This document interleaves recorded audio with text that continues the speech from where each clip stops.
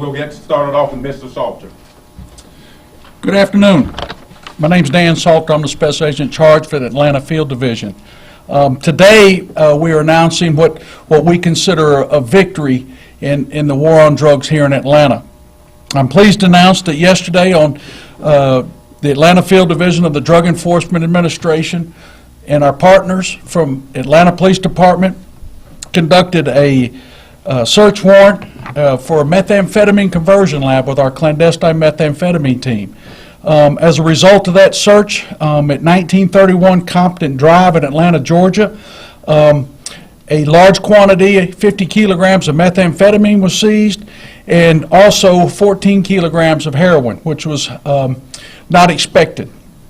The heroin was secreted and candied, much like candy that's purchased and sold in Mexico, and it's here. We have some on example that you can see later. One suspect was arrested, and as this is an ongoing investigation, our partnerships with Atlanta PD and certainly Fulton County District Attorney's Office has never been better.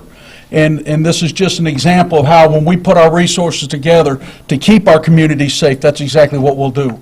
The men and women that worked many, many hours exhaustively, and they did a great job. So again, as I started this off, this is truly a victory, and we're not done. The bottom line is when we see this amount of methamphetamine and heroin, we realize that Atlanta is a major hub for these drugs, and we will do everything we can to keep the community safe within this area, not only here but throughout the United States. So my compliments to the men and women, both from DEA, Atlanta PD. Thank you for your efforts, and I'm eagerly waiting for better and more results here in the near future. But thank you. I'll turn it over to Chief Jones. All right, thanks, Dan. As Dan has said, it's really through the partnerships that we're able to identify this particular situation where he's had these drugs in this particular community, and it's that partnership and working close with our narcotics team 3, working with the DEA, enabled us to be able to identify the location and go in and take this group down. We realize that we cannot solve the problem alone as a law enforcement agency, so we partner with the federal entities on a frequent basis in order to deal with the narcotics issues in our city. As we talk about Atlanta being a potential hub for narcotics, that's even more of the reason why we have to partner with our federal partners to be able to identify those individuals who may be trafficking or trying to create develop drugs in our community to get those drugs off our streets. So we think this is a success. This is the second one, meth lab that we've been able to take down in the past 6 weeks, and it's really through the partnerships with the federal government, the federal agencies, that we've been able to do that. We'll continue to work to do that as we identify these meth labs, other drug locations in our city, in order to make our city a safe place for all of our citizens to be able to reside and feel they can, live and work and play with their families and their communities. So I just want to thank Dan for the partnership and the willingness to work together to be able to resolve this particular situation. Thank you. Agent Salters, can we ask you a couple questions? Yes, absolutely. Yeah, if you don't mind. How unusual is it to find heroin packaged in this way and hidden in candy? Well, I think for years that these organizations have used a number of ways to conceal their importation of heroin and all drugs into the United States. This is, I have not seen this candy approach yet. I'm not saying it hasn't been seen before, but when we see this kind of packaging, it's a great concern to us because obviously, candy's appealing to young and small children, and that's a concern to us. Now, do I believe that this specifically was going to children in Atlanta? No, I don't believe it. I believe they were concealing it to bring it into the U.S. as such. However, it's still concerning us if something was laying around and a young child were to get their hands on it.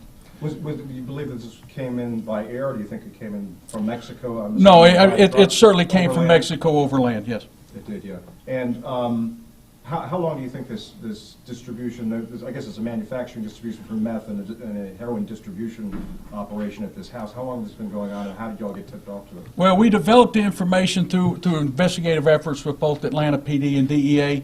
It's something that we have a vested interest in the Atlanta metropolitan area for the increase in heroin abuse, and we've started targeting some of these areas, and consequently came upon the information about a meth conversion lab. Now, a meth conversion lab is just that. It's methamphetamine in liquid that's transported in liquid into the United States, and we call it a conversion lab because at that point they convert it to a methamphetamine hydrochloride, which you see the shards in the white little Tupperware containers. What's the estimated street value of the 50 kilos? Street value? And the heroin altogether, would you say? 8.1 million. 8.1 million with altogether. For total? Yeah, the street value. We document everything in our books wholesale, but we're seeing an increase in heroin abuse in this country. You're seeing an increase of almost 70% of heroin seizures along the U.S. border, which is a great concern to the rest of the United States because with the prescription drug abuse problem, you're seeing a lot more people being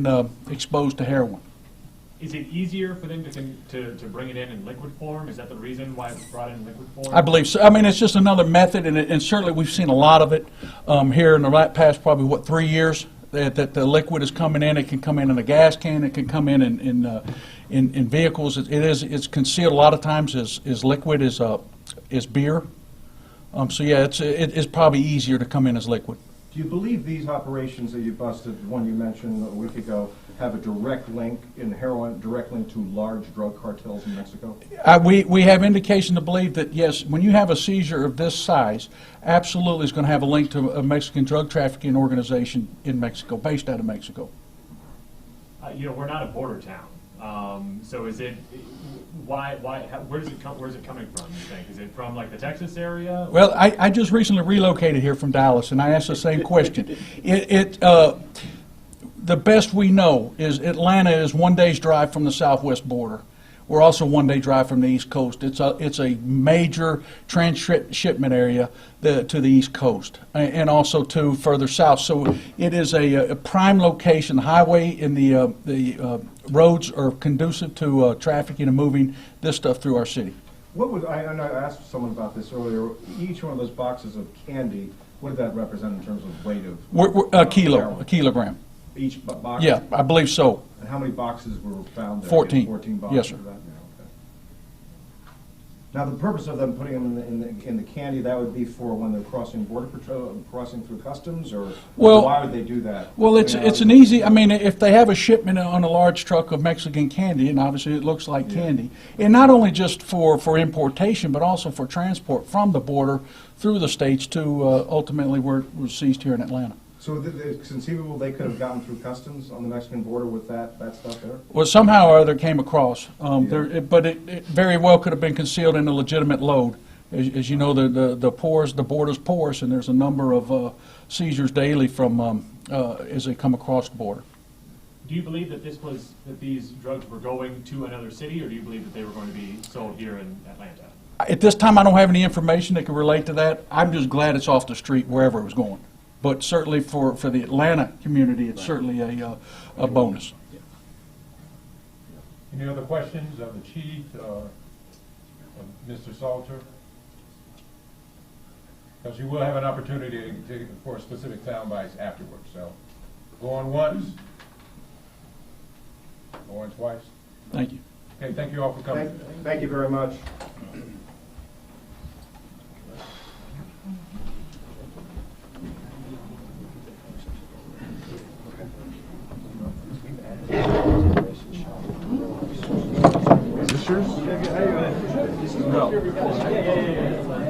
Also, if anyone got the address, there was a change on the address. So I gave it. Oh, yeah. How you doing today? That's it.